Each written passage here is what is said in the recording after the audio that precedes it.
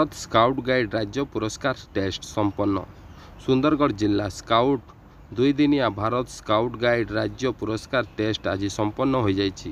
यहाकु जिला मुख्य कमिशनर अमूल्य कुमार प्रधान उद्घाटन करी स्काउट और गाइड को परीक्षा पर शुभेच्छा प्रदान करथिबा बेले चलित वर्ष 1000 पाखापाखि स्काउट गाइड परीक्षा देइथिबारु एथिपाई समस्त को साधुवाद जणाइथिले।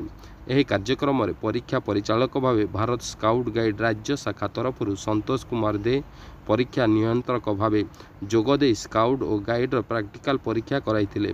परीक्षा परिचालना रे scout training commissioner Johnson Kakha, guide training commissioner Khilandri Patel, DOC guide Deepika Kerketta, DOC scout Briddhichandra Bilung, scout master Dhurti Sundar Sahu, Avinash कर, श्रीकांत साहू, दिनेश नायक, अनिल पाणिग्राही प्रमुख जोग देइथिले।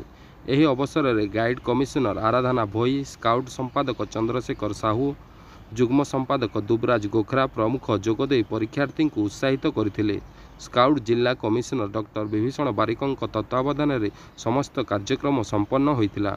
परिशेष में शांतिपूर्ण परीक्षा पर जॉनसन खाखा धन्यवाद अर्पण करथिले।